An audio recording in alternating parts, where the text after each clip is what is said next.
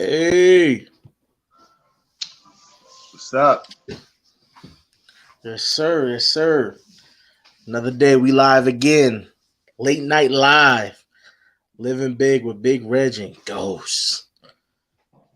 Three and a Here to half kill hours? another one. No, yeah, we're gonna try to keep to a smooth 30, maybe 45. Right? Keep it a short one. So how was your day today, sir? Oh man, good food. No good fiance. Can't complain. I hear that. I hear that. Same here, man. I had a couple good things happen for me today, and then my youngest had her graduation from pre-K today. It was cute. It was awesome. They sung like 5 songs, all types of stuff. Absolutely amazing. Good times. Then we went out to eat. Hence why stream's starting a little later than I planned, but we're here, right? That's all we can Yeah, ask for. had to keep the party. Gotta keep the party going. So let's get right into it, right? Game three. What were your thoughts on game three last night? Well, the way that it stayed so close for so long, you know what they say, if you let a team stick around long enough, they'll figure out a way to pull out a win. So next game, if they go and get this gentleman sweep, they gotta come out firing. Because they keep letting the Heat get ahead and then they come back and it's a close game for a while and sometime 3, 4 minutes into the fourth quarter, they finally take the lead and really start to try to expand on it. A couple bad shots and a couple bad calls from the refs, and it's going to be an even game. And it might come down to that same tip-in situation that Boston had against the Heat in game 5? Yeah. I mean, well, well, if you look at it, when you got down into the fourth quarter, especially late in the fourth quarter, I think it was like 2 minutes left. They had cut it to about an 8 point game. I mean, all the fans had already left the building, but they cut it down to a smooth 8 points. And had they actually had something going ahead of the time, like going their way, a shot, another shot or two fall, I think it was Kyle Lowry missed a late three that would have cut it to 5. So they were right there at the end of the game. But it was one of those too little, too late situations. Um, but what can you say about two 30 point triple doubles? I mean, Jokic, 30 points. What do you have? 20, 21 rebounds, 10 assists. And then you had Jamal Murray with another 30 point triple double, 30, 10, and 10. So those boys came out and they played they behind off. Jamal Murray really carried the Nuggets early on until Jokic got going, which I just sitting back and looking at it. If Jokic and Murray get going right away at the same time, they're a runaway train. There's going to be no stopping them. And I don't know what, as great as a head coach Eric Spoelstra is, I don't know what he could do or what he could tell his team to kind of try to slow those guys down. I don't see a solution. Now, I know everybody's like, well, Miami's not supposed to be there anyway. Well, can we really say that? Because they're there. So whether they were supposed to be there or not, they're the ones there. And it's any given game. I mean, best out of 7. That's tough to do when you're going against a team like Denver. But if they could sneak another one, game 4 tomorrow night, if they could sneak that one, I know they're home, so like saying if they could sneak it is kind of weird because they're home. But if they could somehow pull that game off, we're looking at a series. Um, but I do think it's going to be a gentleman's sweep. All that said, I do think it's going to be a gentleman's sweep. I do see it only going 5. I don't know how it could possibly go any longer than that. Um, Miami, tough team, real tough team, but they just don't have it. They just don't have it. Jimmy is off and on. He's real hot and cold at times. When he gets going, he gets going. He's quite the problem. But 9 times out of 10, he just doesn't have it with him. especially against a team like this. What up, Jose? How you doing today? I mean, Jimmy's not all the way consistent, but that whole team is ebbs and flows. There's nobody on that team that's a consistent of anything. I mean, they need a point guard to control that flow on that team. And I think it'd be a lot easier. And I know They I need a see what point you're guard. thinking. I see what They you're need a thinking. point guard. They need a point guard. So that I brings guess up this maybe question: that time. is it a possibility? The Heat, I wouldn't say the Celtics 'cause I don't feel like he fits with the Celtics the way they are. It's just something I don't think he would get along with the Celtics too well. Chris Paul is known for not being that nice guy that everybody likes all the time, and that's the exact type of team that the Heat are. But that's also the exact type of thing that LeBron likes. So between the Lakers and the Heat, if I'm looking at the Lakers, if they had somebody to actually be able to handle the rock, move things around, like for real, like who was their point guard this year? Russell. He was all right with that, but Mhm. Russell's more of a two guard. He's more of a, give me the ball, let me right. dribble the clock out. Two guard, yeah. CP3 can distribute and he can still score. Yeah, He he'll has give you that, some he good has that points. right. He has that basketball IQ that LeBron likes. He has the ability to distribute the ball. Hey, know when hey, right now we shouldn't run. Russell Yeah, and Russell and Reeves run up the court when it's 2-on-5 and then get trapped and is hoping everybody else runs up the court so they can get the ball out their hands. I mean, they're athletic. yeah. They can I, shot, but they're I don't just know, running. man. I don't know if the Lakers can afford another old guy, so to speak. I mean, he's not going to give you. You already know he's not going to be there coming to playoffs. We already know that's not going to happen. And look, what up, Hendo? He seems to think same thing. CP3 to LA. I'm going to give you a team that's a little bit under the radar that I think would actually do some justice with him. The Dallas Mavericks. Think about that. You let Kyrie slide to the two, and you got Luca at the three, and then you let CP3 handle the ball and dish them the ball, help them get open shots rather than them just having to dribble the clock out. I could see Luka, that being an under the radar spot. Luka still wants that ball more than he wants to win. He wants the ball. That's Like I I mean, mean, yeah. I think that might be a little bit of a problem. it's Um, hard for them to get along because Luka wants the ball. Luka thinks that he should always be dribbling the ball anyway. So you send CP3 there, and now Luka's looking at okay, this motherfucker's determining when I'm going to get the ball, if I'm going to score. Yeah, CP3 will get him to in the right spot, but Luka don't care if it's 1-on-3. He wants the ball. that to me right there was why I said him and Kyrie was a bad fit in the first place. As soon as Kyrie got sent there, I said, "Oh, that's not going to work. It's going to be terrible," because they're both the same way. I think Kyrie though is a little more open to having someone distribute him the ball. Hence why he does want to play with LeBron again. I think that's why he wants LeBron over there. And I think he knows if LeBron comes, Luka's just going to fall in line because nobody's going to go to LeBron. Hey, this is my team, my show, ever. Like LeBron's going to look at him like he's stupid and say, "Okay, kid, if you think so." So I think that's part of why he wants LeBron there, but he doesn't want to go to LA. And I think it's partially because he doesn't want to play with Anthony Davis. And I can understand that. Anthony Davis is one of those guys. He's turning 31, I think. I think he's turning 31.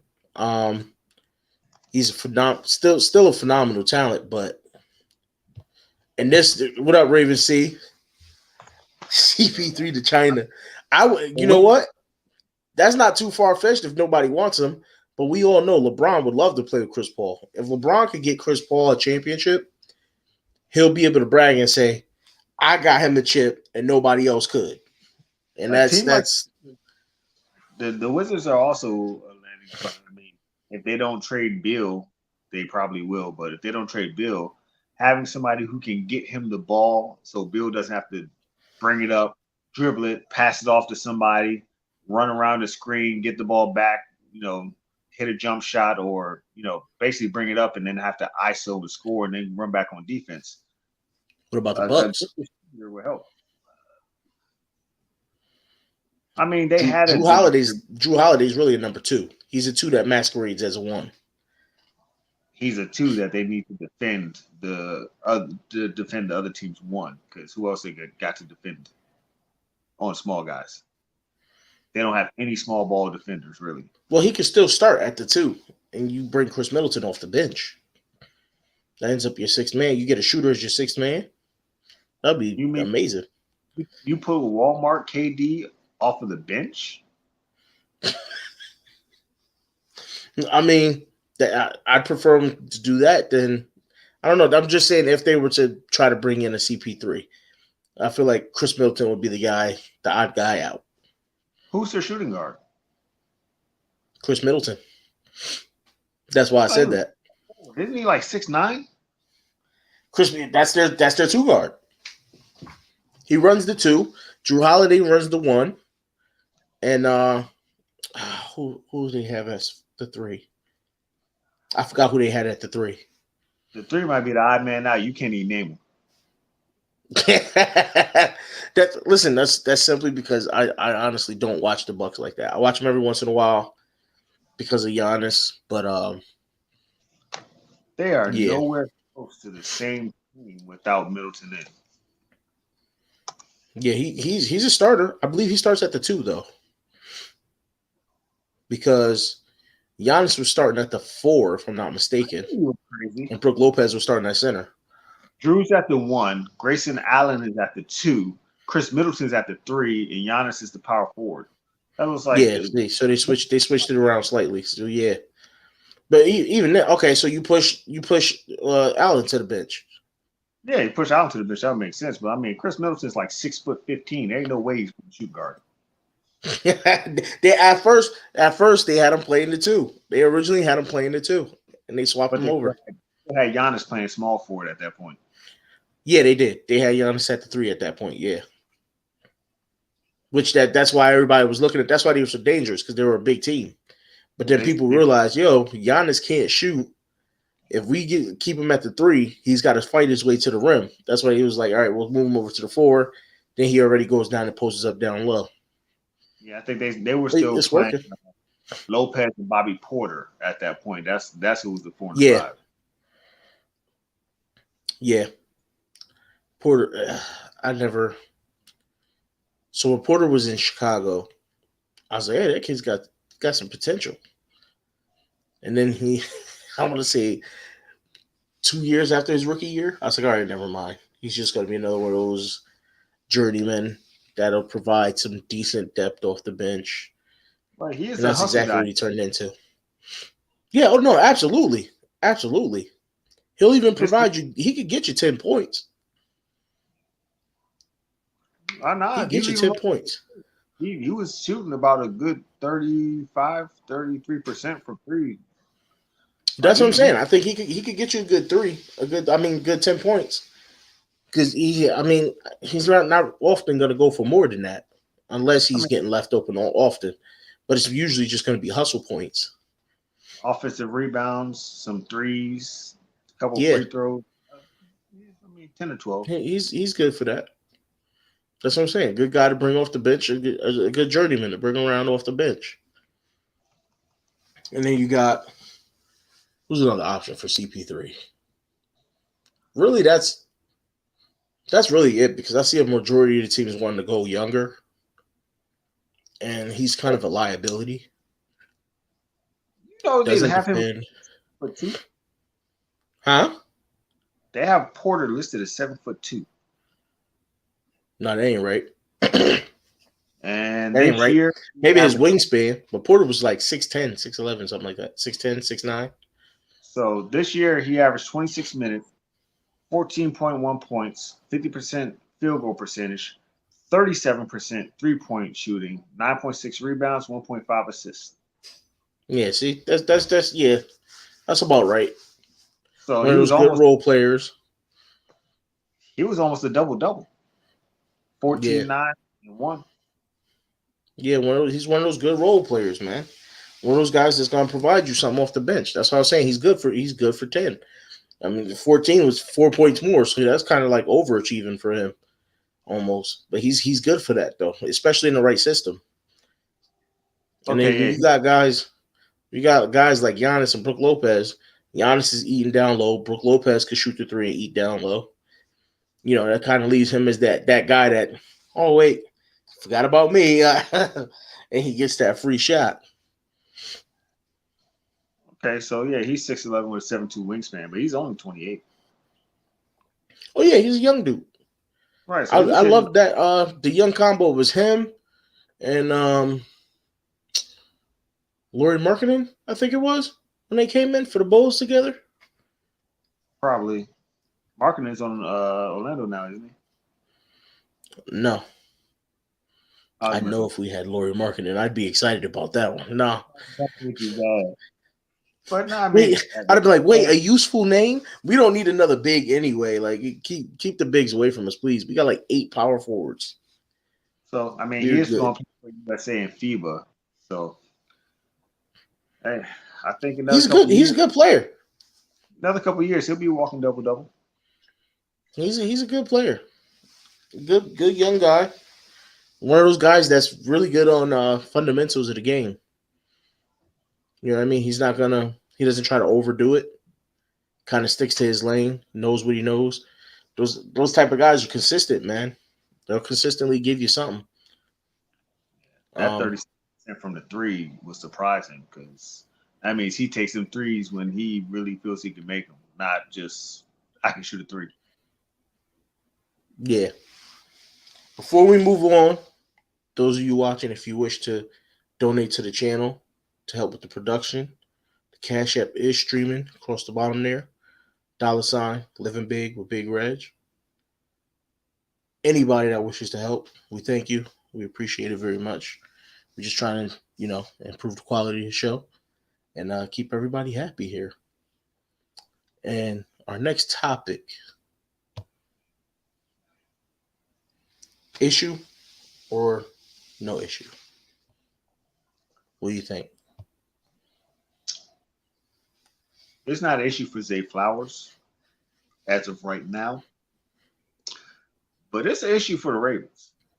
It's going to be an issue for the NFL. How many times do we draft somebody and they have a tissue here or a knee sprain there? Like, there needs to seriously be, like, we complain about the Giants Stadium. Hey, you go there, you're getting hurt. Philadelphia, you go there, somebody's getting hurt. There has to be at least a minimum standard for the entire NFL for the practice fields, for dome fields, anything that our players practice on, well, NFL players practice on, work out on. I don't care if they're jogging. Hey, we're running laps around. There has to be something that you could put them on that will lower these injuries. We get 1, 2, or 3 every year. Bateman last year, Zay this year. Wasn't the year before Bateman we had 3, was it MCLs or ACL sprains or Yep, tears? two ACLs and an MCL, and All all that practice. We're not even and an talking about the Achilles, and an Achilles. We had an Achilles too. right. Like it's got to be something with these fields. Certain fields have certain issues. There should have been somebody who Wait, it researched, was hey, three this field, ACLs because Marcus Peters ACL too. Yeah, right? Well, I mean, 2 of them were at practice. yeah. So obviously, Zay Flowers at practice. Our practice field must not be that good, and it No, must it's be just thing. got to be trash. Right? They're letting rock. They're letting it ride. It can't ride because It's either that or the cleats. well, there should have been somebody who figured out on this type of field these cleats are the best. On this type of field, these turf shoes work. On this type of field, like Yeah. you don't. We know you don't wear long cleats because long cleats get stuck in the dirt. You get ligament issues. So you wear Mm-hmm. short. But wearing short cleats doesn't seem to be enough. So do they need to switch to turf shoes, or do you need to get a better field for them to run on? Yeah, I think it's going to be. I think it's the field issue. I mean, when you look at it, it does seem like it's every single year, right? And these guys, and I think it's a. I'm going to say it's a bit of an issue only because last guy that had a soft tissue issue was Bateman, and it was he's week to week. Then he missed. No, actually, he was day to day, and then he missed the first couple weeks of the season. So it was like, Wait, and well, then he played a couple come games. He on, was out. yeah. So it's like, come on now, we can't. And then the same thing. Remember when we drafted Rashad Perriman? His soft tissue issue took him out a whole season. Oh yeah, it's gonna be a couple weeks. He'll be back 2 weeks later. Yeah, Yeah, he's done. yeah, Wait, he's what? done for the season. He just couldn't get right. Remember, Lamar Jackson, he had an issue, a soft tissue issue with his hamstring, and they thought he was going to miss some time because he was sore. So it's a, I don't know. The crazy thing is, I don't know if it's a league wide issue for me to say it's going to be a problem for the NFL because I don't hear this too often coming from other teams. But when it comes to the Ravens, I sure hear it regularly. His injury is a couple days, like Hendo just said. But there's other players on like if you look it up, there's other players on other teams that aren't so famous that all the time is a couple a year. Oh, this guy has a soreness in his knee. You don't just get soreness in your knee from running and walking. Because if that was the case, when these guys are No, working out in the off season, they would have soreness in their knee. yeah, that's sort of thing you need from cutting on that messed up field. And you know what? It's something they need to look into. I mean, what game were we playing last year where the field was tore? With the Browns game, I think the Pittsburgh game. There was a lot of games where the field was just terrible. You had players changing cleats constantly during the game. It's not something where you see it's not normalized. Like it shouldn't be normalized. You know what I mean? It's one of those things that the NFL does have to look into, and the teams personally should look into. Okay, is our field an issue right now? Like, do we need to take better care of our field? Do That's we one of those. need new guys for it? Yeah, absolutely. And it's the new CBA that's negotiated. I wouldn't be surprised if there's something about quality conditions of fields and training facilities might be popping up soon. I mean, Because well, you see, when they had that last thing they put out where the players, rated the team facilities, our team facility didn't do great. So when you put that into and you combine that with every rookie coming in and getting hurt, having some type of issue. I mean, how many guys have we had? I think was it Dalen Hayes missed his rookie season with an injury too from just practice. I think he missed all but So like games or something like that. Because I could have I mean, sworn he got what else can we do? a game, but it wasn't very much. Yeah. So what else do they need to do to get things right? I mean, we can't have it where I'm not saying you can 100% prevent these things from happening because things happen, but you can cut it down from it being every single year, all the time, people getting hurt to about 50% of the time. You know what I mean? So Limit the amount of injuries you're causing with your field. I'll give you how the NFL is avoiding most of these issues. Putting players as injury prone who are getting Yes. these software, and then you're getting enough product on the field that people are still going to watch. I mean, well, you heard Bateman. You heard Right, Bateman when he said when he tweeted in college he was never hurt. All of a sudden he right. comes to the Ravens and he's deemed injury prone. And we know that was, partly due to the ops, Steve Saunders, but The could ops the ain't here. field be part of it too? Problem. Ops, So yeah, exactly. The ops ain't here. So Let's see if Bateman stays healthy this year. Let's see if that helps. Because we do got to put a lot of that past injuries on Steve Saunders. Because is it possible that Steve Saunders ruined Pyramid's career and whoever else? He I mean, ruined really a lot. think about that.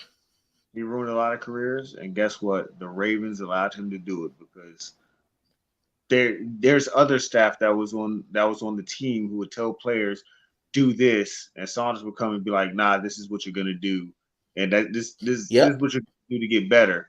And he was a head guy, so where was Harbaugh to police that matter? he doesn't. That's what we were talking about just the other day. He doesn't. Um, Harbs isn't Harbs isn't much of a policer, so to speak. He's not going to butt in and interrupt what somebody else is doing at their job because he figures this is my job. This is what I know how to do. That's what they are here for. So he's like, I'm gonna let him do his job no matter what. And we see how much that cost us in the last couple seasons. But Hendo said, yeah, Pod said that Saunders wasn't here for Perriman. I think that was 2 years before him. okay. So it just goes to show, though, it's there's been incompetence in that area for us for a long time. I mean, Well, it's not like we didn't have guys getting injured before Saunders came. We had what was it? The year after the Super Bowl, half the team went out like immediately, all in the preseason. hey, So who's got it better than us? Anybody who's got a real training facility. exactly. So it's been happening, and it's something that we're gonna have to figure out. Hopefully, um, hopefully it's not an issue for Zay and he can recover. But I think overall it's an issue, and we agree. I think we both agree that it is the head coach. Absolutely, I because agree. there was complaints. Wasn't there complaints when John Harbaugh first came in that he was overworking the team? Yeah, I could have sworn that was it's a complaint too that Ray Lewis and Ed Reed and them stood up to him about and said, "Hey, you're overworking the team for practices. These guys need to rest." it's on the head So coach and the owner who allows him to do it. Won't fire him and just stands there drinking his whatever he drinks because we know he ain't sipping water during the game. I've heard the Rogue Pod say this, and see, He it just was so yeah, exactly. That's what I was talking about. That's exactly where the mutiny came from because Harbs was overworking the team, and those guys stood up to him and said, "We're not doing this anymore." And I've heard Hendo say this before. I've heard the Rogue Pod say this before. If you're not subbed to his channel, by the way, definitely go check him out. The Rogue Pod, phenomenal channel, phenomenal guy, great content. Definitely go check it out. Um, I've heard him say before that the that Harb's job is basically protected in a way. He doesn't think, and I don't think that EDC has the power to fire Harbaugh. I think he's been told, and I agree. I agree with him in saying that. I think he's been told, "A Harbs is untouchable until I say so." And I think honestly, after having to part ways with Greg Roman, EDC just got the reins on picking who he wants in these drafts. Because a lot of the guys, I feel like were hardball guys that we've been drafting, with the exception of one or two here and there. So I think EDC is just getting the reins. You know what I now mean? Harbaugh did say that they actually built the team around. They build the guys they select around the offensive coordinator. So he did say that the guys that we picked weren't the best athletes or the best players. They were the best players to fit what we're trying to do. So they basically I, picked I those think guys so Roman could create the offense that he wanted because he promised them, hey, if you give me these I guys, agree. I'll get your offense running if you give me the guys that I need, which of course did not happen. I don't know, man. I feel like that's what they were telling. Uh, that's what they were telling EDC. And I agree. No GM would take that fullback in the fifth. I think they were telling EDC, hey, these are the best guys to fit the team. These are who we want to get. I don't think EDC bought into that at all because No, I Roman's was offense, you need big outside receivers. All these guys were drafting were 5'10", 5'11", 5'9", and they can't get open for one, but they weren't even they're willing run blockers, but they weren't like good run blockers. If you're telling me at that point in time that the offense's top skill was running the ball, you're drafting the receivers that have to either be schemed open or have extremely good route running ability and ability to get open on their own. And they didn't have that. So I don't think he was necessarily drafting for the scheme. Maybe that's what he told EDC, but I think he was taking guys that he knew would fall in line and be blue collar workers and could provide special teams. Because if you look at every receiver we took before Bateman, they were all special teams players. And the ones we took late in the draft, all special teams guys. Tylen Wallace, Prochet, Devin Duvernay, every last one of them, special teams guys. And then all the big guys we got were undrafted. So they figured we could just take these guys and throw them in later. I don't think that was a plan at all. I don't think they planned it. I think they just said we're gonna run Lamar and that's it. but I tell Should you this, I don't come in here with that bull crap. I Jonah think Hex is better than 90% of DC. oh Yeah, I Lord. said it. I think honestly, EDC can't alone touch John Harbaugh, but I think over what's happened the last couple of years, I think if he can bring enough evidence to Ozzy, I think Ozzy might be looking over like at Steve like, hey, yeah, it might be time to let that guy go. He might not Listen, be I believe 100% that Ozzy has Steve's ear, but I think this is ever since Steve said he almost fired Harbaugh the first time. I think he's been trying kind of holding back on himself because of how Lamar helped turn things around. I think he's been holding back saying, okay, I think from the mind of Steve, I think he's looking at it and he's saying, Harbaugh has a great relationship with Lamar Jackson. I want to keep my quarterback happy because maybe he's thinking that's who his quarterback needs at head coach is John Harbaugh. So I think that's why he's hesitant to discipline John Harbaugh or get rid of him is because he thinks it's going to upset his quarterback. I mean, I think that's part of it. What up, Jay? if I Jonah think Hex for is a sure. glizzy, oh, hold on. If Jonah Hex is a glizzy master, does that mean that he owns you, or what's going on with that? Listen, he's Because hating. He hating on somebody Jonah volunteered Hex. to have glizzy smacked across his face for money. So if Jonah Hex is a glizzy master, who's smacking the glizzies across Shook's face? It might be Jonah Hex. I see what you're getting at. I'm just saying, I see man. what you're getting at. Jonah Put Hex yourself in that is predicament. listen. The more he disrespects Jonah Hex, the more I'm gonna double down and say Jonah Hex is better than the rest of DC. Like I'm about to say he better than Batman if you keep going. Don't push me to that limit.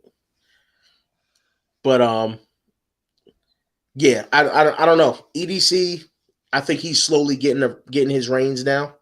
I think he's gonna be given a chance now to actually go out and do his job. Whether it be signing free agents, making trades. I think he's been limited. I think previously when they said, hey, go out and get this wide receiver, they've kind of said to him, but you're only allowed to spend this much. You know what I mean? I I think think Hendo agrees on the Jonah Hex, except Superman. And I can understand that. So I'm not gonna because Superman actually does stuff besides the rest of DC. Just saying. You give me Jonah Hex and Superman every fight, they'll never lose. They'll never lose. That's just me. I just feel that way. But yeah, you were saying, sir. yeah, I was saying I think what's really happening is Bashady's starting to wake up. He's like, hey, it's been how many years since we won a championship? If Lamar didn't come back, didn't come out of nowhere and surprise us, which again, I mean, they knew that Lamar was that good because literally Ozzie and Harbaugh were at the draft and at the what do you call that, the combine. I was going to say the slave trader show, as Hendo calls it. Mm, yeah. And they were there and they were acting like they weren't interested in Lamar at all. Like they wanted nothing to do with him. So nobody else would Mm-hmm. take him for them. So Exactly. they knew what they were Misdirection. doing. And at this point, I think Bashadi's gonna get wise to the point. In 2 or 3 years, if Harbaugh doesn't do anything with Lamar, he's gonna be like, man, look, our QB's great, and you haven't done anything with him. I'm gonna need to give somebody else a chance. Because you're looking across the aisle at Tomlin, who's never had a losing season, no matter how bad his team's been hurt, he schemes up something to get his guys to win. Eventually, Bashadi's going to get tired of his special teams coordinator that just, makes a couple decisions here and there, especially if he keeps making these horrible go for it on fourth down decisions that just, they don't work out. Now, he might try and get away with more this year since Monken has a better playbook overall. He's usually a better play caller. He still Yeah. might Yeah. get away with a few of those. And if he gets away with a few of them, and he has that 80% fourth down completion percentage, then We're in trouble. He's they're gonna gonna start go going go stuff. genius, even though really Mm-hmm. the coordinator builds you out. So you brought him up. Brought up how great he is. Brings us to our last topic here. Not top five. I have a list here from. Let me find it here. I have a list that was written from the Move the Sticks podcast. Their top 10 quarterbacks coming into the season. Okay. 1, Patrick Mahomes. I'm not going to argue it. Solid. I can agree with that. Here's where they lost me immediately. 2, Justin Herbert. 3, Joe Burrow. 4, now I could have these flip flop. 4 was Josh Allen.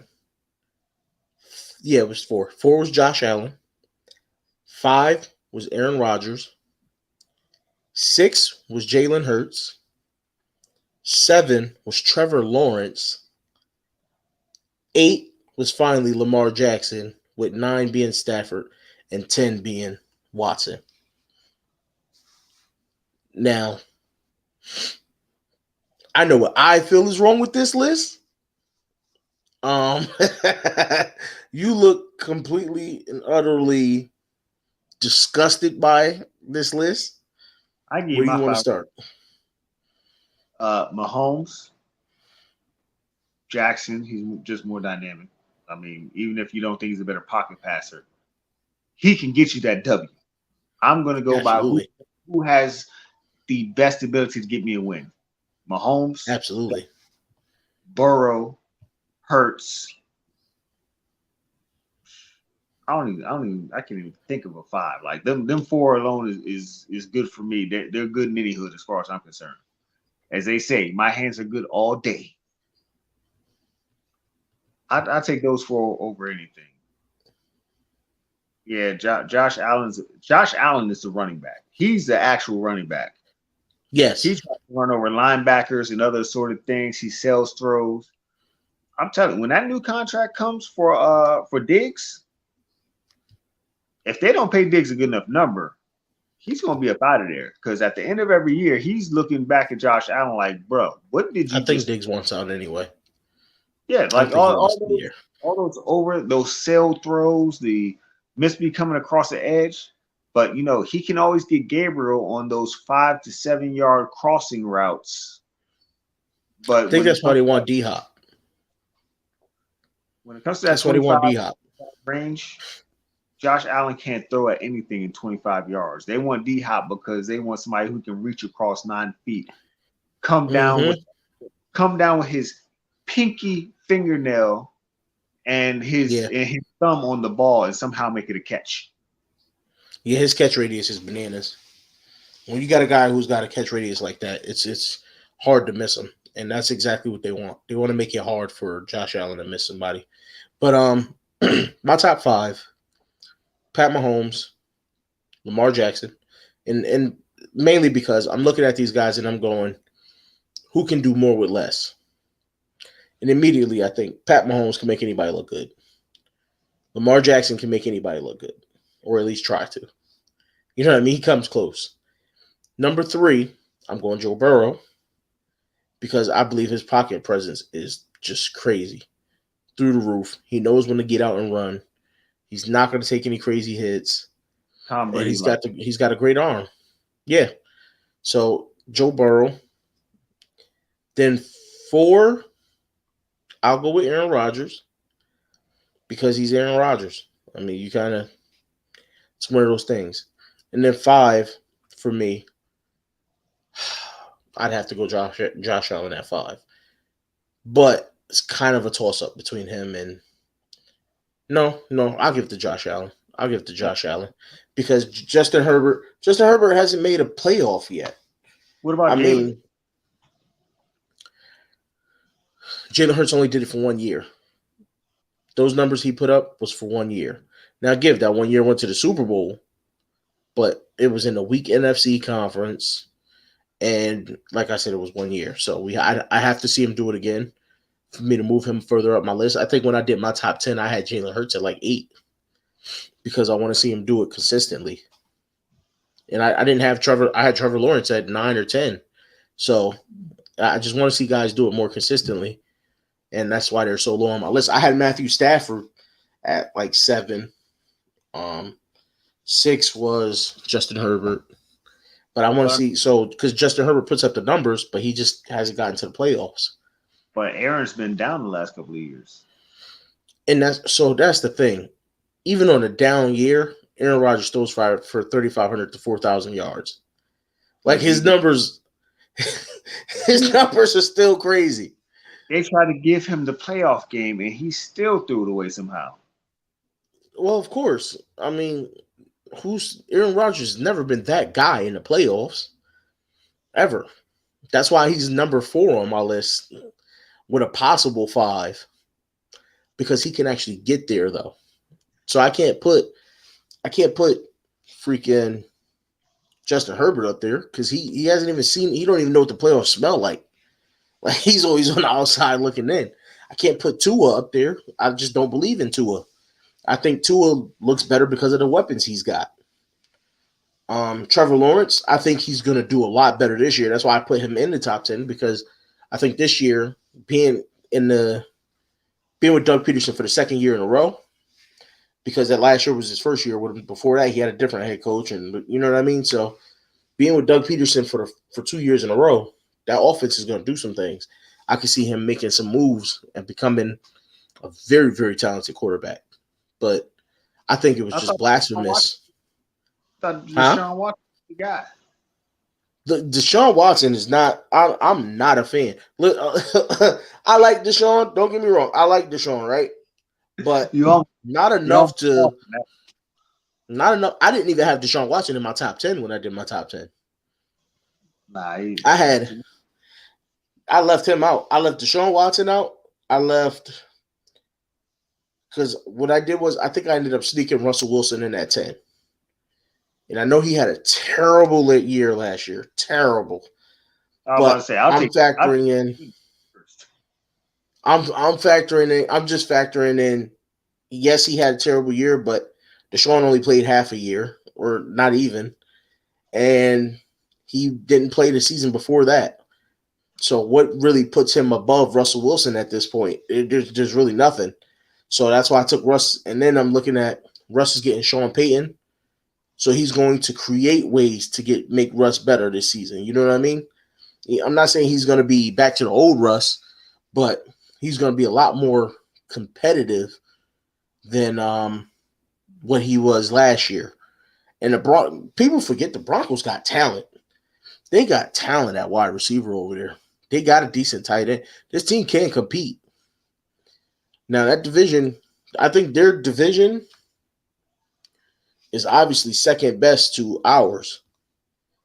And I'm taking them. Yes, I'm taking the Chiefs, Chargers, Broncos, and Raiders over the Jets, Bills, Dolphins, and then Patriots. And I know that sounds crazy, but I don't trust Tua. I don't know if Tua can stay healthy for a year. I just don't. I don't think it will happen. So I don't trust Tua.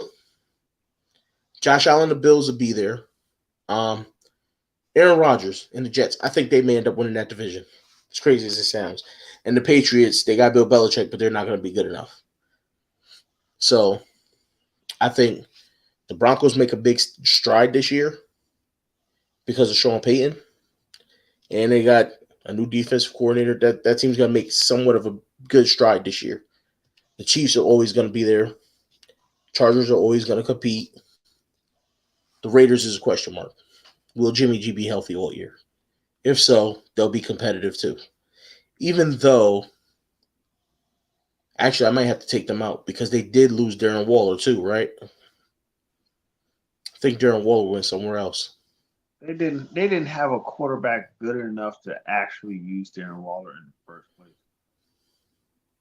This is true. I'm not going to argue that because I'm not the biggest David Carr fan.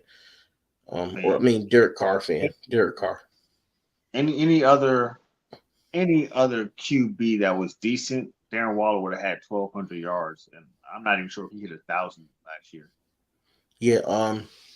Devontae Adams had a down year. He's basically the best. Well, he's basically the He's best wide receiver in football right now. he's up there. Yeah. Mister Route Runner himself. He looks effortless when he runs his routes. Okay, the Giants. That's where he went. Okay, Waller went to the Giants. Thank you, sir.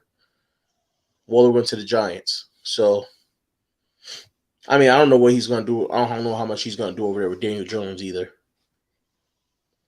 Hey, But that's we kind of should give the Rogue podcast some homework. give him some homework. Give him some homework. He said Adams had 1,500 yards last year. Damn. I mean, it was some of them games that he was like Thursday night football. I think he barely had 80 yards. Like it was like the whole second half they didn't even throw to him. Because I was in Texas and I was hurt watching that game.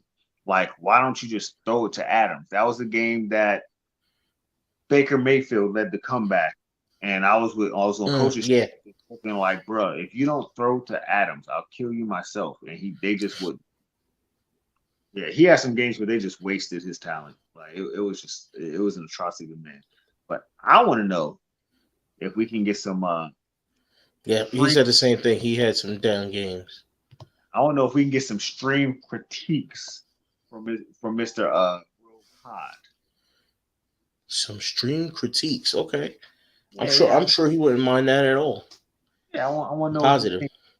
Yeah, what he thinks, how he can help us improve. He is the Yoda of this YouTube game.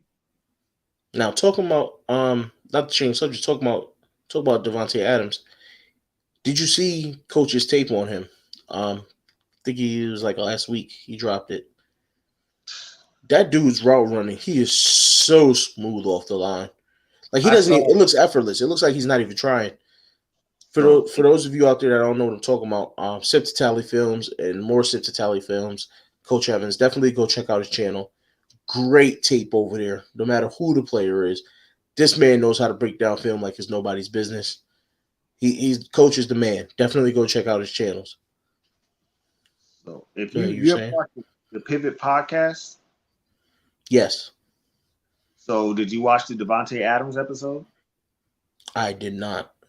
If you get to the last 5 or 10 minutes of that episode, and they ask Devontae Adams what he does when he's at the line, and this like passion in him just woke up, and he was like, "That's my shit." That off the line, can I break a cornerback? He's like, "I live for that." He's like, he has 15 different ways depending on the route and how the person set up. And he has all these different things that he practices, like specific. It's like a specific 15 different launches he has at the line. He looks at the space between him and the corner.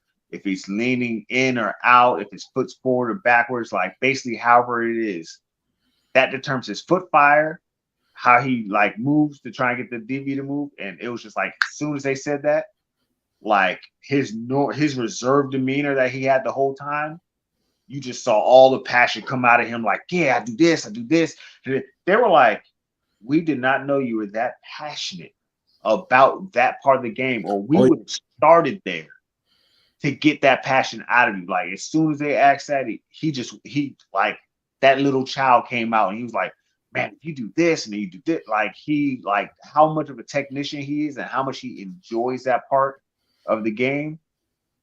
I mean, as long as he can get guys off the line, I think he might not never put. Justin Jefferson. Justin Jefferson. That's another coach just did a tape on him too. Oh yeah, Justin Jefferson. Oh my goodness. Week 10 is the one coach did against the Bills. And I've never seen a defensive back look so frustrated a day in my life like I seen on that tape. Just Justin was effortlessly running by him. He bit on every head fake, and then it's just like, and then one play he had tight coverage, and Justin just went up and just snatched it out the air, and it's just like, and you can see him just sitting there looking after the play, like, what do I do about that? Like, I don't. He looked like he didn't even want to be in the game anymore. Um, those type of guys are just, and I'm hoping that's what Zay Flowers will be for us, right? We talk about Lamar Jackson being number two um, in the league for us behind Pat Mahomes. And I might even put him, I might even edge him just to number one just because nobody's done more with less since he's been in the league than Lamar Jackson. Um, but oh my goodness, if you get his arm, that route running, a healthy Bateman to do it, who route runs like it's nobody's business as well, and then OBJ, I mean, come on, it's and that's not even talking about our tight ends. So that's going to be that tandem is going to be something to watch for, and watching Zay Flowers. As much as I try to change my mind on it, every single time I watch Zay Flowers, he looks like Antonio Brown on the way he runs his routes, and it's a scary thought, man, because he so good, so smooth, and his cuts are precise. And I think that's the thing that makes me believe he looks like AB, because AB, if you ever watched him run routes, he is so precise with his jab step. When he jabs and cuts, it's outrageously quick and nasty, yeah. I like, always wonder and smooth. why wide receivers don't train themselves to one step jab. Instead, they do this shuffle thing. And I mean, yeah, That you yeah can make it slowing down to do a stop and go, but 90% of the time, that cornerback knows you're sitting on that route. But yeah the back to Mr. Jettas, I forgot who it was. It was some type of interview they were doing, and one of the wide receiver coaches that trained him, I don't know if it was for a team or independent, actually gave him the advice: your routes should look like a basketball crossover. So when you go back yes and watch, if you go back and watch Coach's tape, when you see how he places his foot, like if you imagine an NBA like an Iverson crossover while he's making his moves to make people kind of go this way when he's not trying to go that way, like he incorporates basketball crossovers into his route running to get those hezzy fakes that get the yeah cornerback the wrong way. And I was like, you know what, that's so genius. Because thinking about when I played football, a lot of times, I mean, my first thing with basketball, Hakeem Olajuwon all day. Like I literally walk past these guys playing football every day, going to play basketball, and they be like, "Why don't you just go play football?" So I play football. And they were like, "Bro, we need to put you at wide receiver because most of my footwork was basketball, and yeah the moves and the stuff like you. If somebody's in the post, they're physically on you. At least how you used to be able to play basketball. So you gotta yeah kind of fake them to kind of get them to loosen up so you can do what you got to do. And I thought I was like, damn, most of my football route running, most of my hey, I'm when I play safety and I'm watching the guy doing his thing, is based on that basketball footwork. So it makes sense for a wide receiver to mix the basketball footwork with his wide receiver work to, the full body fix and stuff like that.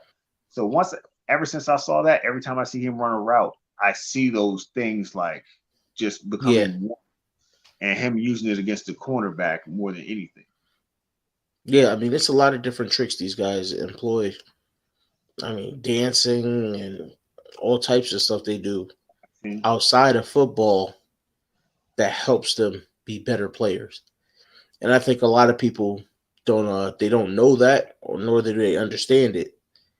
But as you watch, if you're into the game the way we are, and you watch, you can see the difference between the guy that took ballet and the guy that didn't. Like with running backs, when you see one running, you're like, "Holy crap! Look at that move, that spin move he just made." You see the literal difference between the two. You know, JK's balance is crazy. Absolutely, and that's one of the things that people take for granted is with the So, things you do outside of the game to get better at the game. so your favorite Ravens wide receiver for most people, Steve Smith. He specifically That dude's a played dog. he specifically played flag football because if you can't grab my flags, how are you going to tackle me? Yep, yep. I And remember seeing him say that in the interview. we used to do that too. We used to play flag. We used to play two hand touch in our neighborhood. So when we would go to other guys' neighborhoods. We were in high school. Most of us were in high school, and we went to University of Maryland, played against these guys who were like sophomores in college. They couldn't lay a hand on us. Why? Because we always played two hand touch. So if I Yeah, am that good that kings of these guys avoiding got to stop stuff. getting two hands on me, you're not going to be able to even grab my shirt to pull me down. We ran them off the field 2 games in a row. We 21 skunked Yeah, them. yeah. That always works. Always. Because you learn different twitchy movements just to avoid contact. Um if you want to know what it's like to tackle Steve Smith, or try to, go ask Pac-Man Jones. Somebody go ask Pac-Man. Somebody go ask Pac-Man what it's like to try to tackle Steve Smith. What up, Brent? Somebody go ask Pac-Man what it's like to try to tackle Steve Smith. Ask anybody how to tackle Dante Hall. Yeah, exactly. Our He was last subject here. Hey man, we just chilling. And for this segment, it's pretty much, if we got any questions or anything anybody in the chat wants to talk about, you drop it in the comments and we'll respond. But to talk about Steve Smith and that, I mean, that is probably that that is probably the worst stiff arm from a wide receiver that I've ever seen. I mean, that was, I mean, for him to take him, he body slammed that man by his face mask. He said try to tackle my debt. Hey, I feel the pain. I'm I feel the pain. I'll take Bring back MP M. right Listen, now. I will take M. I will take MP back in a heartbeat. In an absolute heartbeat, because Marcus Peters provides not just coverage ability, not just the ability to intercept the ball. He's one of the leading guys in interceptions since he's been in the league. I think he's actually number one. But I he got that dog in him. right, and he has the IQ to handle. Like, I'm sorry, we He if got we that. He got that dog in him. Yeah, that's how you got to say it. When you got that type of dog, you got to say, he got that dog in him. Because he'd be ready to go in the crowd and fight people, all types of stuff. if we brought him back, we could really run a free safety package with ease. Listen, He should have had to bring bring him down back. You want to know the reason why I think they're not bringing him back, though? because he got that dog. Definitely because he's got that dog in him. He's the way he barked at John Harbaugh last year. I think he is going to be completely healthy, and he is going to go off wherever he plays. If he plays, he's going to go off. He's going to have a phenomenal season. But I think the other reason, and this is going to sound crazy, is McDonald, Mike McDonald. And the reason I say that is because his defense.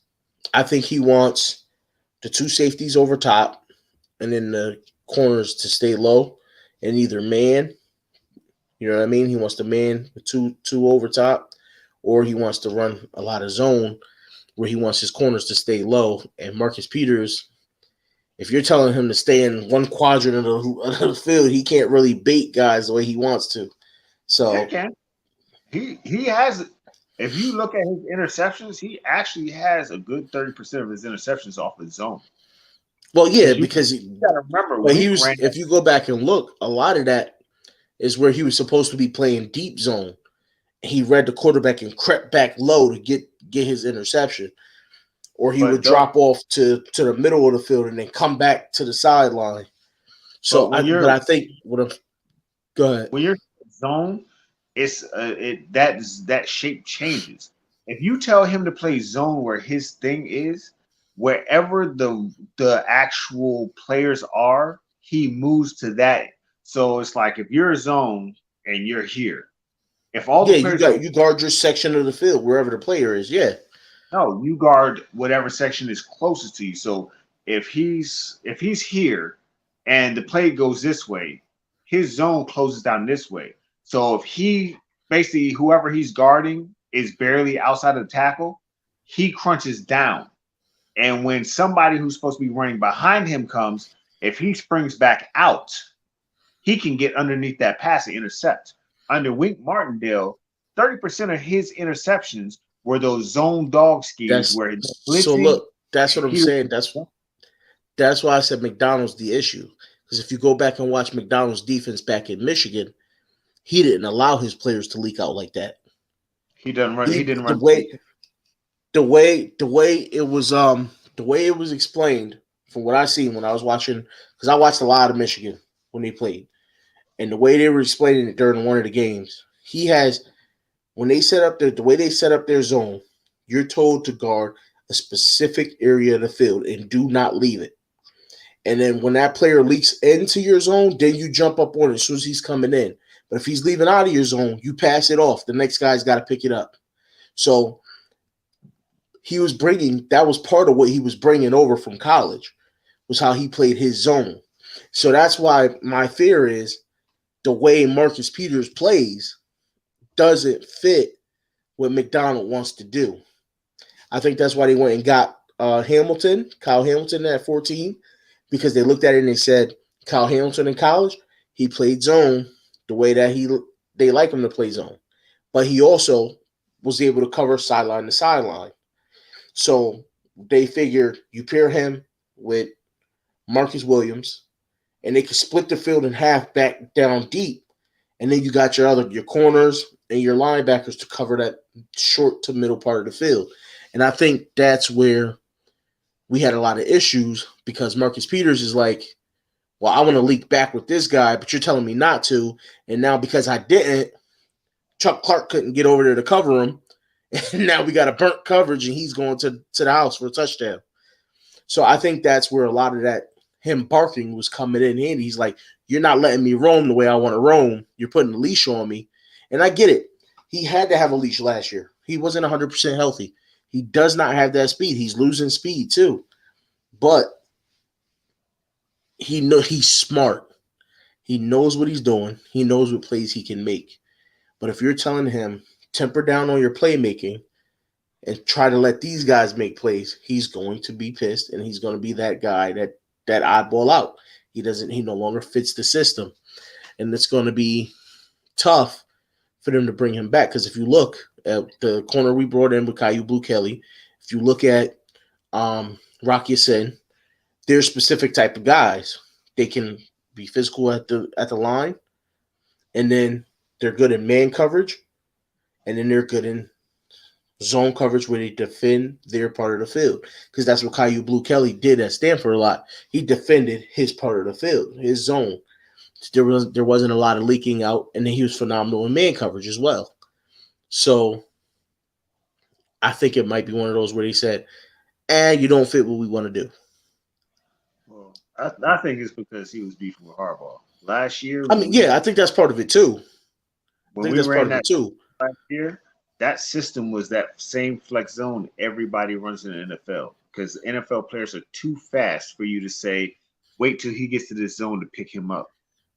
That it won't work because that And that's why I didn't like McDonald as a hire.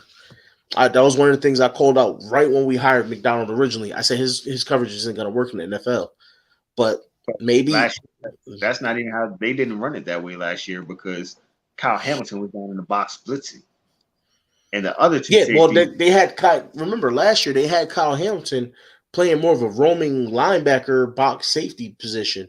He yeah, wasn't because even a deep safety last year.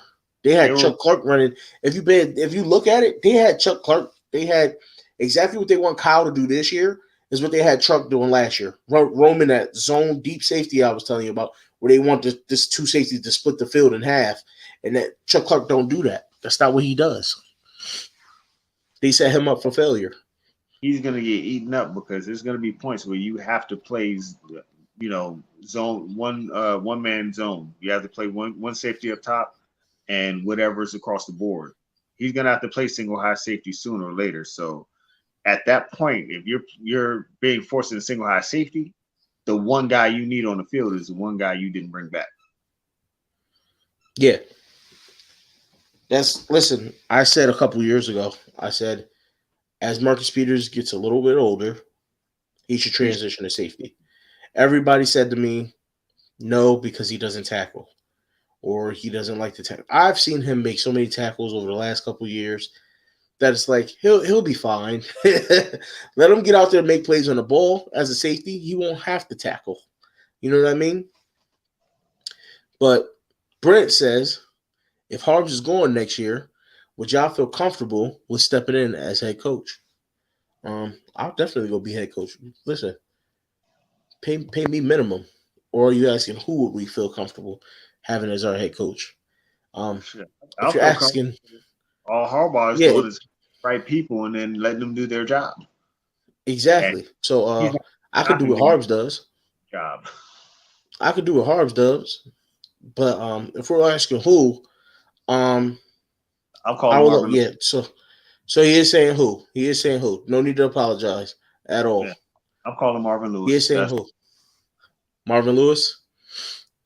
Marvin Um, had how many winning season with the Bungles? Andy Dalton at quarterback, who he didn't pick. Carson, if you can keep Carson Palmer, TJ Houshmandzadeh, and Chad Johnson from killing each other, all while winning AFC championships as the Bengals, making the playoffs at least 60% of the time. I'm pretty sure if you gave him the Ravens, head coaching job with Lamar Jackson at QB, he's far better decision making than Harbs.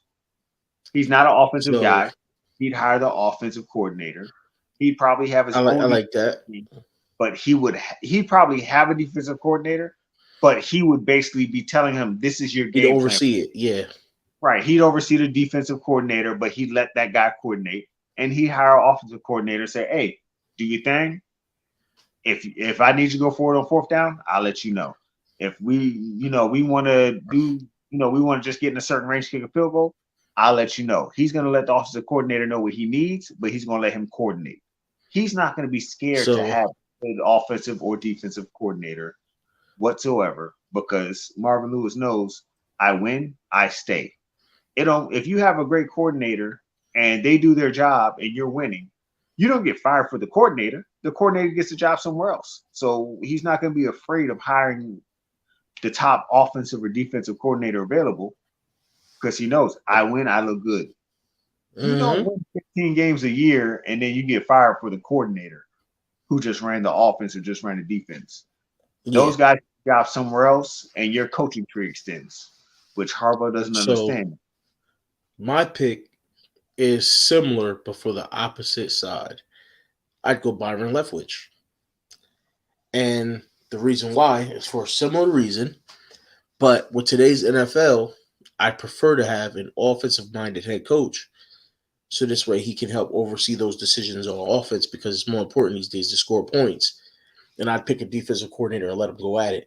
There's a lot of great D coordinators out there that you say, hey, go take this defense, and all we need you to do is hold them to 17 points, 15 points, and they can get that done. But it's hard to take an offense that other coordinators have struggled with or head coaches have struggled with and say, we're going to put up 30 points a game without having a creative mind to have Byron Leftwich in his mind as well as another offensive coordinator, and they're creative and they're going back and forth and they're creating all this craziness on offense. I think that provides something different, man. You put something like that together, they're putting up 30 plus points together, and then you got your defensive coordinator who's doing his part of his thing, and they're doing their job on that side of the ball and holding people to just enough points. I think that's kind of the way the outline for winning in the league these days. Well, So I'd go with a Byron Leftwich. that's what most of the guys are. But unless you have an elite offensive mind like Shanahan, I mean, it's easy. But like this, I know you got to score points, but look at Monken. No matter what coach you put him with, he's going to develop an offense that scores points. Absolutely. It's way harder to scheme a defense. So if you have a top defensive mind as your head coach and a top defensive coordinator, if you build the offense properly, you can focus on stopping people. Look at the Eagles. Problem The, is, the head top coach, defensive guys don't know how to build an offense properly. you don't, That's where we're running into the problem. where you're, no, you're running into the problem. The coach's job is not to build offense. No, that's true. But the coach, here's where the coach pitches in. This is why Baltimore is in a hole up until now because the coach still has key input on who to draft, and a And that's defensive minded coach is going to want his top picks to be on the defensive side of the ball so that he can build an unstop like a crazy good defense.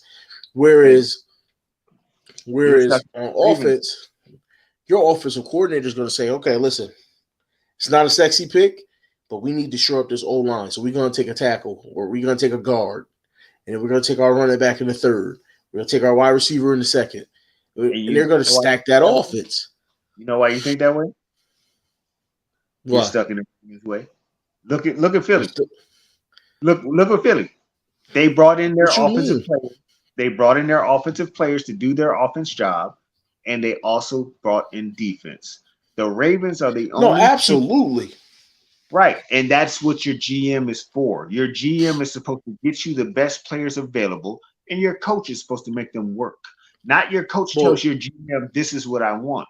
And that's what the look at who their Ravens coach is, though. Their coach is a young guy who hadn't head coached a team before. So, exactly. But there's so other that's teams, how that goes. there are I other mean, if successful you teams do that. Do you think that Andy walks into the GM and say, hey, that wide receiver, you're drafting him at number 12. Andy gets who he gets and he makes it work. And listen, that's the most successful teams that you have. The GM gets you the best players available and you make it work. So your offensive the minded GM coach, gets you the best players available if possible. I See, in mean, Philly, they that draft was they draft possible.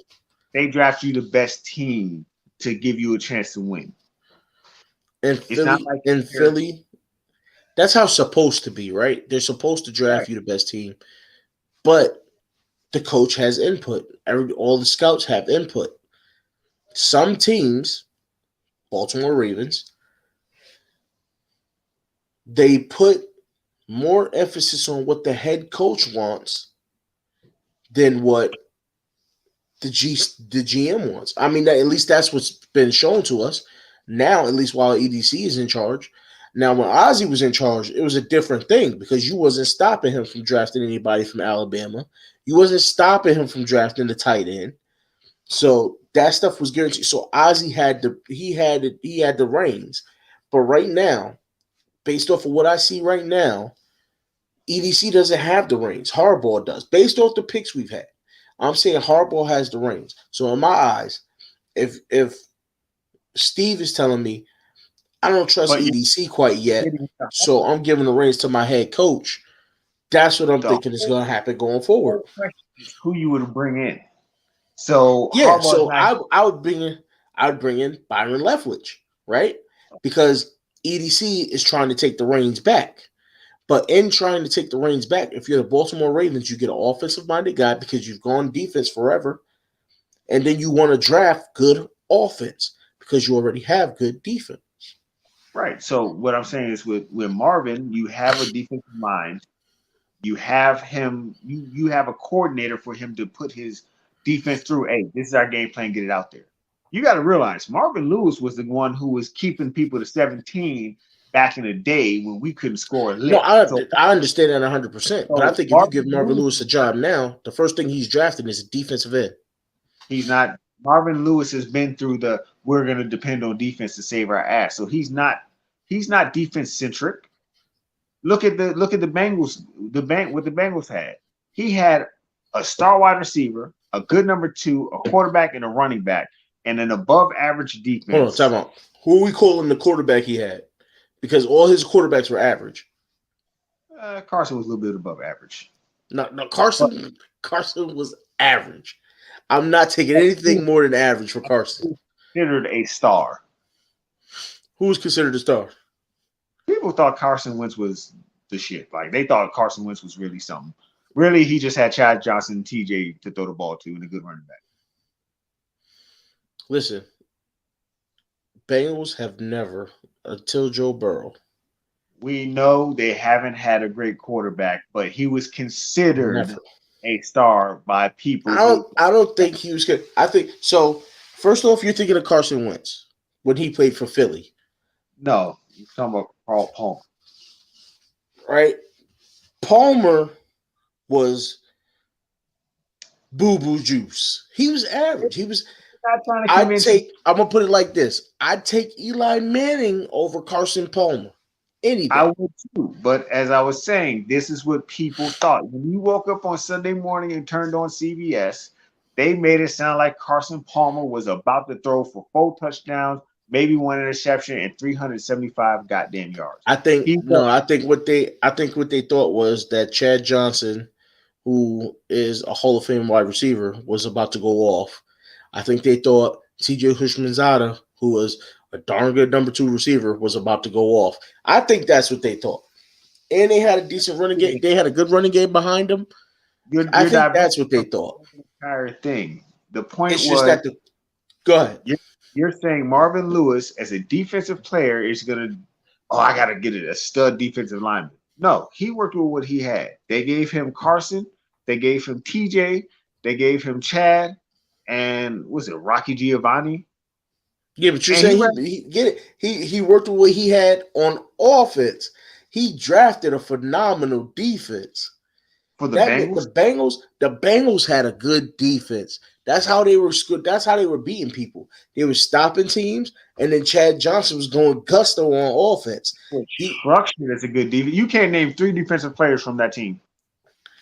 Chad, who's your mama? Because that's who it was about, though. Right, but you're saying he drafted a Who's your great defense. mama? Who Patty, did he who's your mama? who did he draft on that team? He drafted a Perfect. whole bunch of Perfect was um. Vontez Perfect was a trade. He did not get drafted there. No. Burfict was drafted there. Burfict Then was who drafted there. they drafted one. They drafted one linebacker, and the other linebacker they got a free agency. Pac-Man was there. Outside of that, I couldn't That name you who's Burfict on was that. drafted there. I believe Pac-Man got drafted there. Um, they might have signed Pac-Man, but the other corner they had at the time was drafted there. They had a good safety they had drafted there. I would have to go back and look at the roster again, but How good they is had the a safety? You know the they had a name. good roster. I So, hated the Bengals so so much that the only names I paid attention to was Ocho Cinco because I actually liked him and TJ. I actually liked them, so I paid attention to what they did drafted not only Carson, there but throughout their they whole careers. drafted Chad, they drafted TJ. But well, no, I know this, but So You The name point three I'm players making is on offense, and 4 players on defense. It looks pretty even as far as I'm what not his. saying hold on. I'm not saying it's not even, but I'm saying when you look at this Baltimore Ravens roster, if you hire a new head coach right now, he's defensive minded. First thing he's gonna want is a defensive end. You know why? Because we don't have any. Okay, but that you can't put that on a defensive coach. We ain't got none. We need I, one. I promise you, ain't no offensive coach going to come here and say, let's take a DN. He's going to find another way to build the offense. He's going to take an offensive guard. I truly believe that's the difference. That's the But one. There you is the can one difference is who they get in their first round. first of all, you draft pass rushers in the first round. You draft offensive guards in the third, fourth, or fifth rounds. You don't draft them in the Um, first or second round. Depends on who it is. Because Nobody team does. took a guard in the first round this year. So I think it truly depends on who it is and who the head coach is, who's Who making be the picks. this year? What is Huh? more of a need? The fact what's more of a need? The fact that we don't have a defensive end, or that we have two guards that we should be able to coach up and develop. Oh, no. I know for a fact the bigger need is defensive end, right? But an Right. offensive coach might not think that. Byron Leftwich may come in here and say, we got some young guys at the end. I think we can make them work. Let's shore up this offensive line so our quarterback can stay protected. Whereas And I is think that a defense guy comes in and says, we got some young O-line guys that I think, let's see what they got first. Let's get me a pass rusher so we could get these other quarterbacks on their behinds. And that's what I'm saying. The difference in mindset is what's going to matter. And then you got the factor of what's the team look like at the point of hiring the new head coach. if you That's and who has the actual power. if you hire an actual defensive focused coach, that is an actual coach, not just I need a top five defense. A coach, a head coach, not a defensive coordinator, a head coach, somebody who's been a head coach. They know the balance of it is important more so than I need defense or I need offense. Marvin Lewis has been on both sides. He's been the defensive coordinator who holds somebody to 17 because the offense He couldn't do anything. And he said in a he I also guess hasn't won anything. you could say a conference interview, as you call it, or they interviewed a bunch of coaches. He said the most nerve-wracking thing is knowing you don't have an offense and hoping your defense can hold somebody to 20, because if they get above 20, it's over already. Not every Yeah. defensive coach just thinks that defense is going to win. Marvin Lewis and any other coach right now is smart enough to know you can get a couple pieces on defense, but you will never have a Listen, lockdown defense with the rules that are in I'd place. absolutely love to have Marvin Lewis as a defensive coordinator, not as a head coach. As a head coach, he did nothing. He They, had I he get had it. They won the conference a couple times. When we had a terrible offense, they won the division a couple times or whatever. They made it to the playoffs. They never got out of the first round. like you said. If we're gonna do that, we might as well. If we're gonna do that, we might as well stay with Harbaugh. You say he won the conference with Andy Dalton and Boo Boo Juice Carson, Yes, but we also won the Super Bowl with Joe Flacco. but you just made his Lamar argument. You literally just made him Lamar Jackson. Just made who Lamar Jackson? You made Marvin Lewis Lamar Jackson. Andy Dalton and Carson Palmer were his QBs. And mind you, each time they got to the playoffs, Carson got injured somehow. Okay, but Joe Flacco was the Ravens QB and we won the Super Bowl. As a defensive coordinator, he won the Super Bowl with Trent. Was it Hasselbeck and Tony Banks? Yeah, no, absolutely. So, but that's what I'm saying. As a defensive coordinator, I'd love to have him. As a head coach, he couldn't get past the first round. He couldn't get Carson Wentz past the first round. We got Joe Flacco to a Super Bowl. Brock Purdy got past the first round with his head coach. Marvin Lewis isn't the guy to take over a team right now. It's still the Bungles with Carson Palmer, who gets injured every It's playoffs. hold on, Andy absolutely, but Dalton he had weapons. He and had Andy Dalton weapons. a one Give to two interception ratio. How can give you even get any to the playoffs with a 1-to-2 interception ratio? give any beyond decent quarterback, or even any decent quarterback, the weapons that he had, they'd make the playoffs too, right? But with a better head coach, they get past the first round. But He's just not. He's one of those guys. He's not going to get you. I do not see. So my major problem with Marvin Lewis was he was a great coordinator, but as for doing things for a full team, he was missing something, and he couldn't get his teams up to play in the first round of the playoffs. He just couldn't. his When the teams were games food. mattered the most, the big games, he couldn't do it. But it's the Bengals. That's like saying, "Oh, Tom Brady, Tom Brady in his second year in Tampa Bay. Oh, he still should have won." That team was trashed after the first year. Gronk semi-retired. Half his offensive line left. His damn center got injured for the year in the preseason, and you were still expecting to win a Super Bowl. You still realize, Look no at it matter like this. Look at it like this, right? Marvin Lewis is the defensive version of John Harbaugh. Because exactly what you said is how teams look at John Harbaugh, except the simple fact that he got a Super Bowl with Joe Flacco. John Outside of that, John Harbaugh has outside of that, Lamar, John Harbaugh is Marvin Lewis. First round exit, either the first round exit or not making the playoffs. Lamar Look at John Jackson. Harbaugh's career. Lamar Jackson ruins your whole thing. After, first of all, with Flacco, John Harbaugh didn't have control of who the offensive coordinator was, so that's how that happened. He did though. He was hiring all his friends. Remember that season we won the Super Bowl. He They fired let, Cam Cameron. they let He go of his fired coordinator. Cam Cameron. Jim Yeah, but he Caldwell was brought calling the another. plays. Caldwell was another friend of his in the office already. He was already on the team. Remember And that. Caldwell Caldwell, was already planned to his be the Caldwell, successor. but did Caldwell take over the job, or did he let Caldwell go and find another job somewhere else? That was after the year was up. Yes, Caldwell walked because he got a head coaching position. You can't stop a guy from going to be a head coach. You can't tell him no. You can't go be a head coach. Remember, Caldwell was supposed to take over the year after because they were like, "We'll go through this season with Cam Cameron, see how it goes."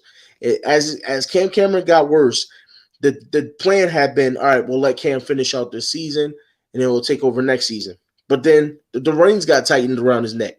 Said we got to make the change now. Said okay, so we fired Cam and we brought in the guy that was going to take over the offense anyway. And when he took over, we ended up winning the Super Bowl, and people were like, "Oh, this guy's awesome. Let's offer him a head coaching position." And no coordinator is going to turn down a head coaching position to stay a coordinator. I still don't So see how he you left for that reason. It's not like we let him go because he wasn't one of John Harbaugh's guys. He was one of John Harbaugh's guys. And he walked because he got offered a better position. I You know don't what see I how mean? the Bengals to the Ravens. Like I That's what believe, you got to look from the perspective of other franchises but you're looking outside. Look, at if you other look from the outside. perspective of the Patriots or the Chiefs or these other guys, they look at us and they go, okay, the Ravens are a threat, but they're not really a threat. Their coaching isn't going to get it done, and they're going to choke when it matters the most. That's exactly what it looks like. 2 playoff wins over 10 years looks just like that. Looks just like the Bengals. It looks just like the Bengals. Identical, unfortunately. I think if That's Marvin Lewis exactly what it looked was like. a veteran team, he would have a better record than Harbaugh. And Jay's got it right here. The Bengals have always been blessed with good wide receivers. And I don't even think that's because of the head coach. I think they have a superior uh, uh, Scouting um, department. scouting staff. I think their scouting staff is just superior. And that's just one of those things where you look at the scouting department and you go, yeah, those guys know how to pick out some receivers. I trust them, I mean, it's just like the right? Steelers, but Yeah, absolutely. Steelers too. all their other is hit or miss, and the way their organization ran is trash. You know, their organization is ran so poorly. When Marvin Lewis got there, you know, Chad Ochocinco had lived in the actual stadium Yeah. clubhouse. Oh yeah. Yeah, I saw him talking about that. He talked about that on Shannon Sharp's Club Shay Shay. He talked about it Right. on there. I was For a watching that. year, nobody noticed. That's just how poorly that their shit is ran. You have a player living in the stadium and you don't know. Well, you know, I don't think that once they found out they didn't really have a problem with it either though. I mean, I think they eventually asked him to, told him he had to No, leave, but Marvin Lewis told him, you need to get an apartment. yeah. But at first, they didn't have a problem with it. Nobody else said anything about it. But No, that's and why would you? Because the way they looked at it, he's not doing anything bad. He's not getting in any trouble, and we got our eyes on him 24/7. Marvin Lewis just came in there, and that was part of him establishing his dominance or his leadership of saying, "No, go get an apartment. You're not staying in my stadium." That's all that was. That was a flex of power by him, and it's understandable though. I think It's, it was more so it was more so Marvin Lewis wanted he was a leader of men. Like he like Chad was like Marvin Lewis taught him how to actually do things. Things he so being you're from proving my point again. what? You're proving my point again. Did you hear what you just said? He was a leader of men. What did we say about John Harbaugh for the longest?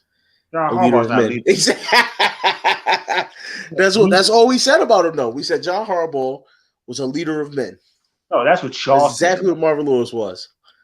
I've never said that about Harbaugh because I've always known Harbaugh to be afraid of this guy or we're gonna do this or he's just talking a good game. He never actually let John Harbaugh has never taken interest in anybody outside of the stadium and actually showing them something, actually creating a real bond with them outside of the rah rah yes football stuff.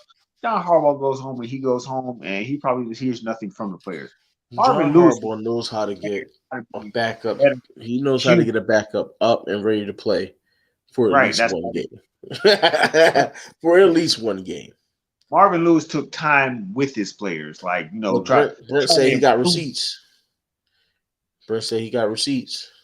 receipts for.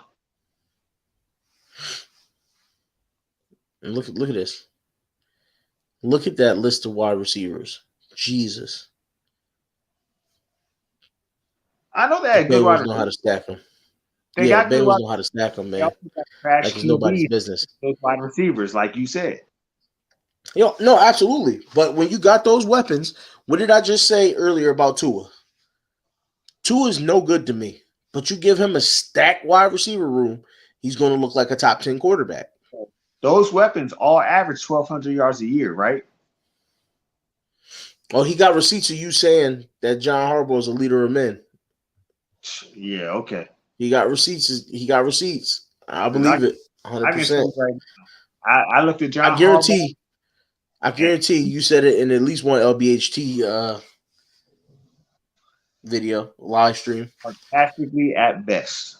I've never been a big Harbaugh fan. No, like for some reason, I just never like.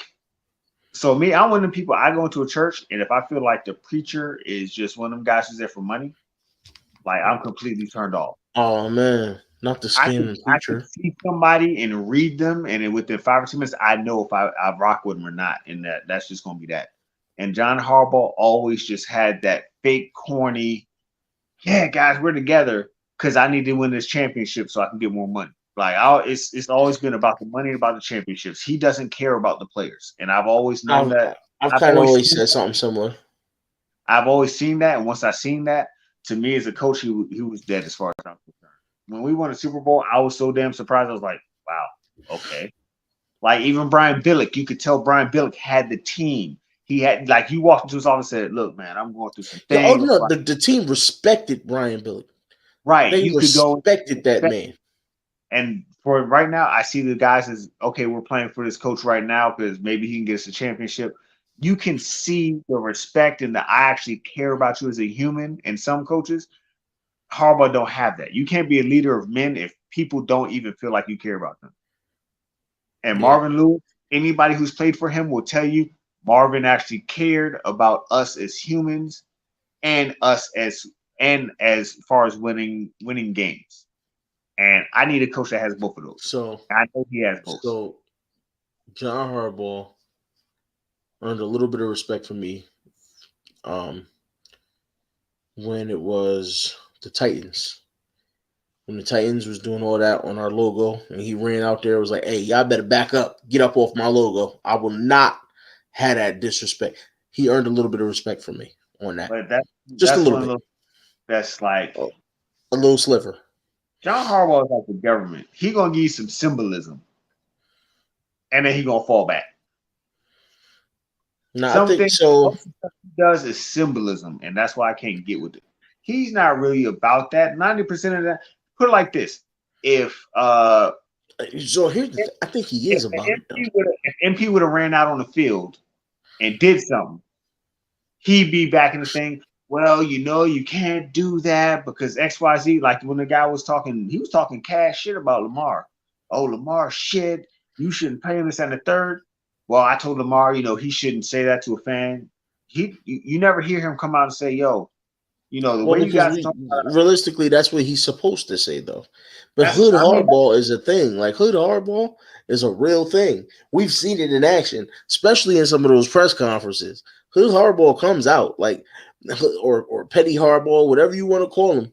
It petty definitely comes out. out. It's at some point where you realize this whole off season, nobody ever said anything like, yo, we're negotiating with That could our be true, quarterback. Brent. Right. Brent says, but he That's did that's that, and what I'm his saying. image grew, all for But self preservation. Understand, and that's believable because John Harbaugh is the king of self preservation. right, Hood Harbaugh and Petty Harbaugh usually come out when you're about to cut him or something, or he's trying to avoid something. You never see him come out and defend his players.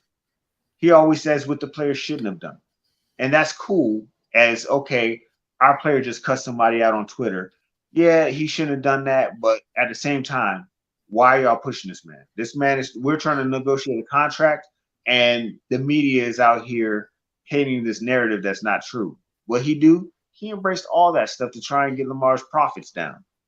I don't Well, I of don't course, yeah, no, of course, he's Harbaugh. No matter how petty or hooded he may get at times, Harbaugh is a company man, and he has to be because if he's not, he's going to get the boot, and he knows that because he's on somewhat of a short leash.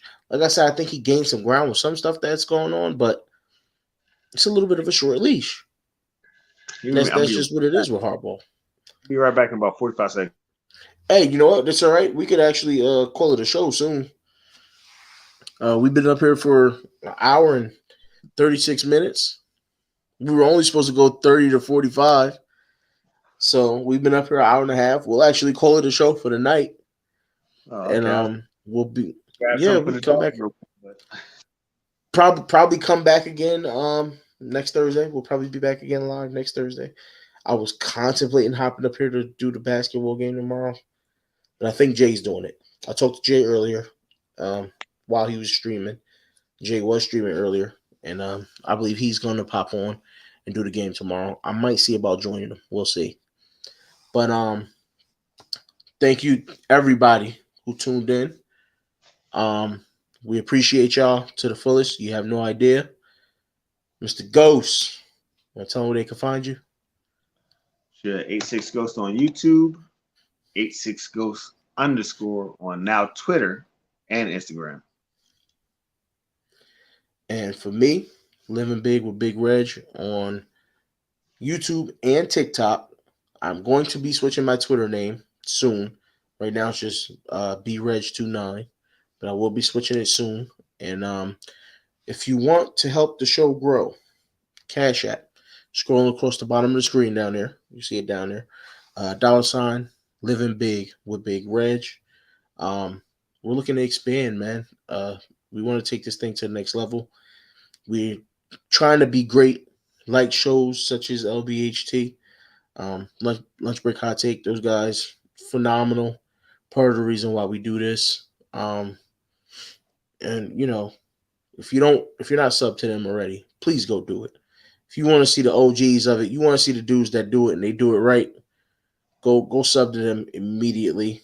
Hendo at the Rogue Pod, OTR Mike with Open Mike with OTR Mike. All those guys, Coach Evans, Sip to Tally, and more Sip to Tally. Am I missing anybody here, B? Am I Ravens. missing anybody?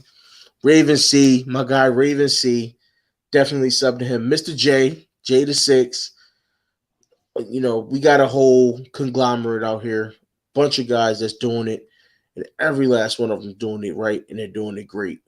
And it's been nothing but pleasure to watch every single person grow and continue to grow. And it's nothing but greatness coming on your screens from each and every one of these guys. We love y'all. Thanks for joining in. Thanks for tuning in with us, having a good time, getting our laugh on, getting our conversation on. We appreciate y'all. Stay blessed. Peace.